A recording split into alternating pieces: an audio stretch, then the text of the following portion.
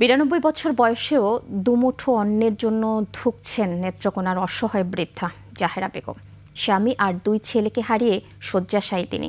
একমাত্র ছেলে অসুস্থ থাকায় বন্ধ উপার্জন, জুটছে না খাবার ও ওষুধ। নেত্রকোনা প্রতিনিধি মনোরঞ্জন সরকারের তথ্য ভিডিওতে আরও জানাচ্ছেন মনোয়ার হোসাইন।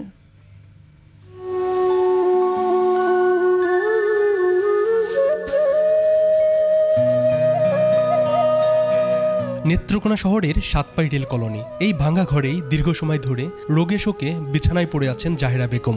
একসময় সংসারে সচ্ছলতা থাকলেও এখন শুধুই শূন্যতা।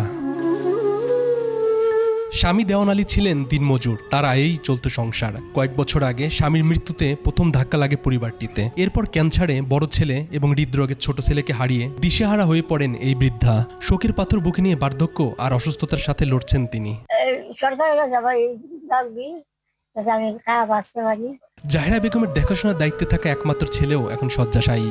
নুন আনতে পান্তা ফোরানোর এই সংসারে মায়ের ওষুধ কেনা যেন বিলাসিতা।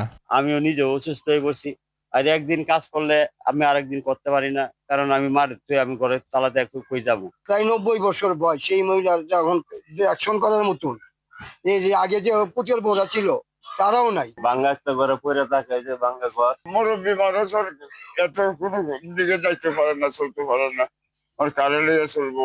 প্রতিবেশীরাও চান অসহায় পরিবারটির সহায়তায় সামর্থ্যবানরা এগিয়ে আসুক। বিষয়টিকে মানবিক দৃষ্টিতে দেখে সাহায্যের আশ্বাস দিলেন জেলা প্রশাসক। আমরা জেলা প্রশাসন এবং উপজেলা প্রশাসন আমাদের পক্ষ থেকে যা যা করা সম্ভব আমরা করবো। আমার পক্ষ থেকে একটা মেডিকেল সহায়তা ইওনোর মাধ্যমে দেওয়া হবে এবং ইওনোকে বলে দেওয়া আছে সেজন্য তার পক্ষ থেকে যতটুকু সম্ভব তার পাশে দাঁড়ায়। জীবনের শেষ প্রান্তে এসে জাহেরা বেগমের একটাই চাওয়া, একটু শান্তিতে খেয়ে পড়ে বেঁচে থাকা। মনোয়ার হোসাইন, 21 টেলিভিশন।